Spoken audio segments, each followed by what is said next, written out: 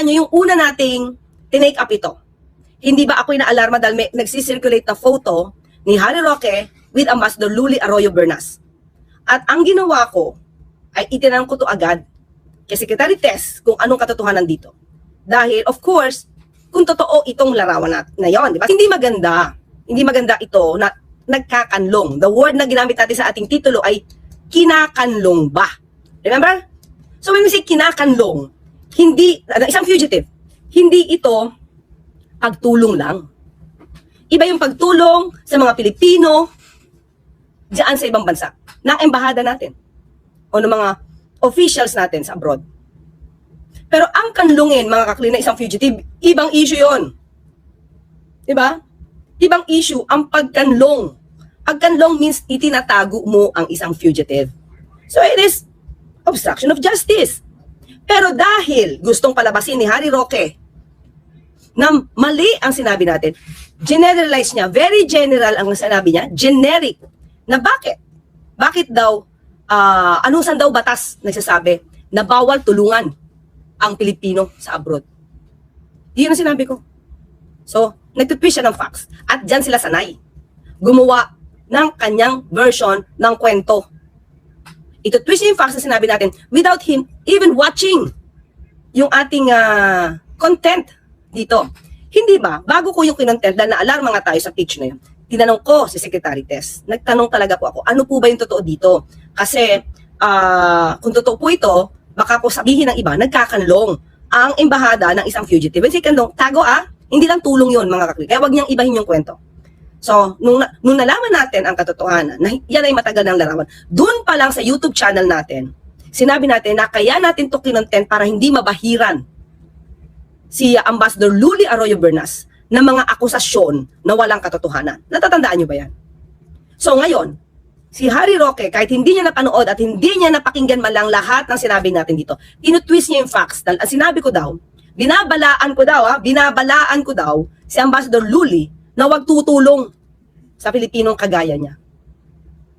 Hindi yun ang sinabi natin. Sige, ito po nandito naman sa inyo siya mga clear. Okay, para papakita natin na walang katotohanan yung mga sinasabi niya. Ayan, ito po dito naman tayo. Sige. Castro says Roque photo with Luli Arroyo taken in 2023, cautions and envoy versus aiding fugitive. Magkanlong to, magkanlong. When you say magkanlong is magtago. Pagtulong, walang problema yun diba? Kasi pagkanlong is pagtatago ito. Obstruction of justice to. So, ito ang sinabi natin. Okay, ito. Actually, hindi nga cuddling to dapat diba? Okay, so hindi kanlong pagkakanlong is pagpapatago. Even as she clarified that the photo of him with the envoy was taken in 2023. Okay? Bakit naman milyonaryo, abogado, naman to? Kasi sana napanood yung buo. Hindi ako nag-warn. Even as she clarified that the photo of him with the envoy was taken in 2023. Hindi po tayo nag-warn Ito po sinabi natin Okay? Siyempre, ito at nabanggit ang kanyang pangalan sa social media. Sana maging mas lalo siyang aware na kapag may nangyaring ganyan, ay talagang pupunahin siya. Ano to sa kanya? Kumbaga, paalala na lahat tayo ay dapat na sumusunod sa batas. Hindi porket kaibigan mo, sabi ng Pangulo, walang kaibigan. Ito in general to mga kaklira, hindi ito utos ng Pangulo In general to, sa lahat ito. Sabi nga na po, hindi porket kaibigan mo, walang kaibigan, walang kalyado, walang kamag-anak, walang sisinuhin kung sangkot dapat managot. Okay? Hindi maganda sa isang ambassador na ang inirepresenta ay Pilipinas at kumakatuwa sa Pilipinas. Parte ng gobyerno ng Pilipinas na siya ay kakanlong. Yun yung word natin. Diba? So, itatago, tutulong sa fugitive para makatakas. Iyan ang ibig sabihin niyan. So, hindi po, ayan Ito, pakita ko lang. Kasi binabago kasi yung kwento Yan yung mahirap. Tapos ngayon, maniniwala sa kanya yung mga kaalyado niya. Ayan Kakanlong. Pakita na lang natin Sige, kakanlong. In Tagalog means to shelter, protect, or take refuge often from elements like okay. Kakanlong. Tagalog kasi ito cuddle. Cuddle. Kakanlong. So, ito yung kumaga itatago mo, i-shield mo. Diba? I-shield mo. Fugitive. Diba? Yun yung ibig sabihin natin, na siyang kakanlong sa isang fugitive. Diba? So, kaya natin to tinake up. Sana makita rin naman na. Sana, tingin mo naman napanood ng abogado.com PH to. Ha? Pero sana mas ano yung word na ginamit, mas accurate ba? Although okay naman to, pero sana mas accurate sana at nakita nila ang sinabi ko na yung reason natin sa pag-vlog na yan ay para ma-correct. Dahil nga may kumakalat na larawan patungkol dito at ayaw natin mabahiran si Ambassador Luli ng anumang akusasyon tapos hindi totoo. Unfair for her. Hindi ko iba-vlog yun mga kaklik, kung alam ko na hindi ako sigurado pala. Hindi ko iba-vlog yun kung hindi ako sigurado kung anong sitwasyon ng larawan yun. Kaya ako siya tinake up para malinis ang sa anumang akusasyon si Ambassador Luli Arroyo Bernas. So tingin ko, ang tiniglang lang nila itong caption. Diba? Hindi ko alam, meron pa dito mga kaklik, meron pa ako nakita, warn talaga. Ha? Ito. Meron ako nakita. Sige lang ha. Baka doon lang sila tumingin sa title, ha? Ito, oh. So, lumalabas dito para bang, oy, wag mong tulungan si Roque. Diba? Ang sabi natin, wag kanlungin. Wag kanlungin. Diba? Pag sabi natin, ano kasi, cudgel. Yun yung parang nagkakanlung eh. Tinatago, ha? Harboring, yan. Another word is harboring. Siyempre, lahat ng Pilipino, nakaka-clear. Kahit nga yung embassy doon sa Netherlands, hindi ba tinulungan ng dating Pangulong Duterte? Diba? So, walang magpipigil. Walang magpipigil na tulungan ng bawat Pilipino. Iba yung pagtulong, iba yung pagtago. Diba? Kasi, hindi magandang impresyon na isang public official, halimbawa man, na gano'n ang maging parang ma-represent or mabigyan siya ng ganong klaseng pagbibintang.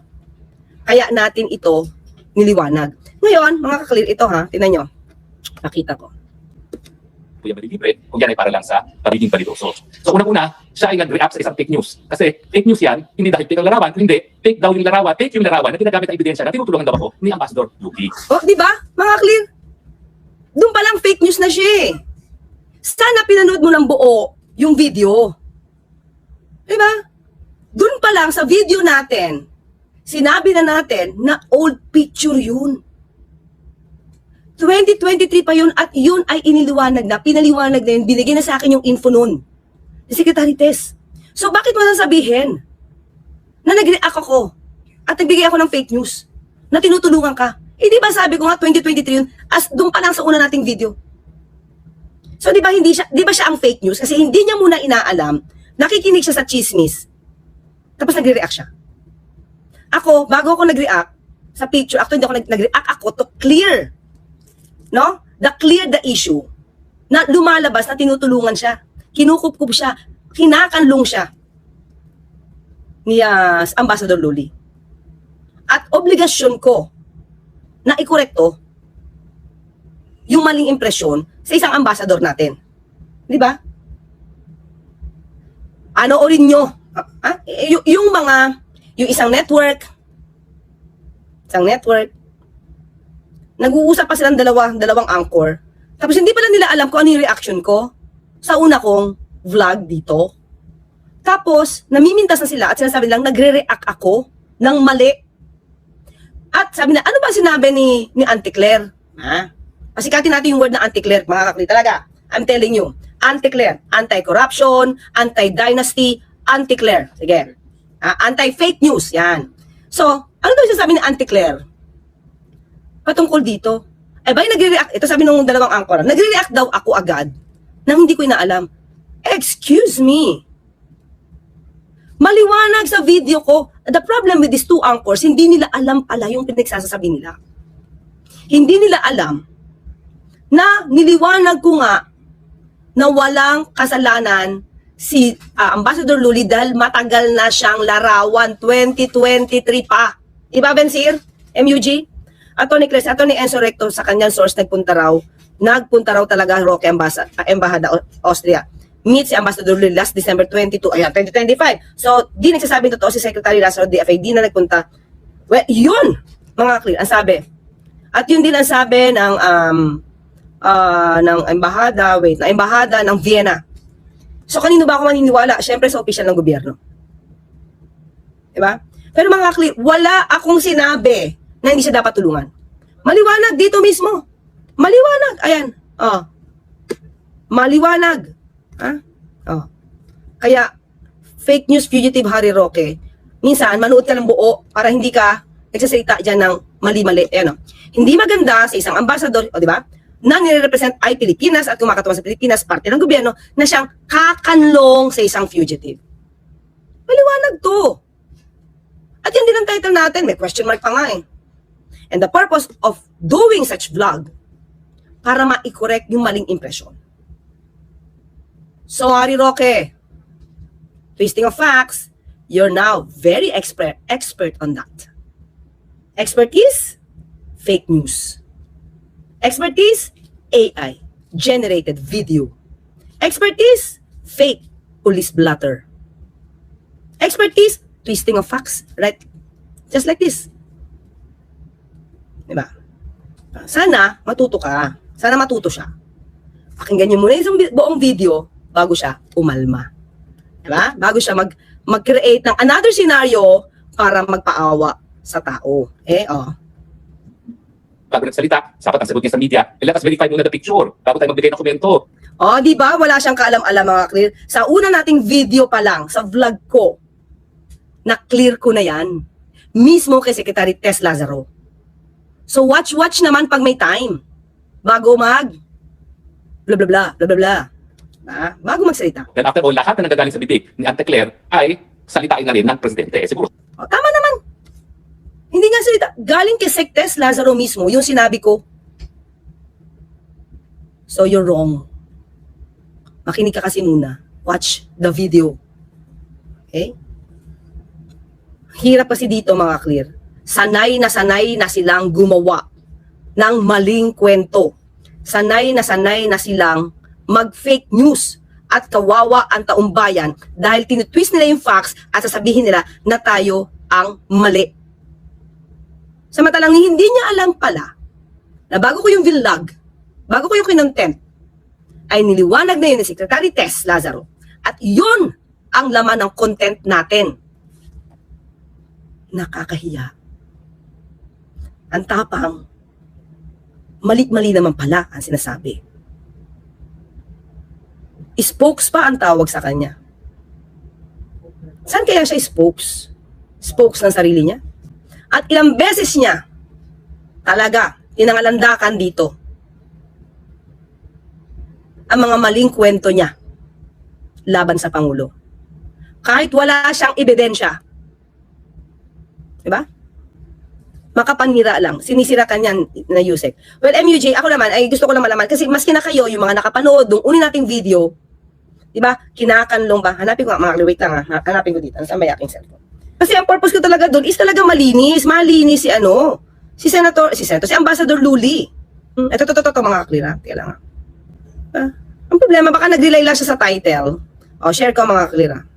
Saan ako? Ay, hindi. Kita ba niyo ba? Halit pala. Ayan kita niyo ba mga clear ha? Kung makikita niyo yung thumbnail, Harry Roque sa Austria. Kinakanlong nga ba ni Ambassador Luli Arroyo Bernas? Ay, ba't wala? Yan, di ba? Ayun. Ay, ako pala yung mali. Ayan kinakanlong nga ba ni Ambassador? Di ba may question mark?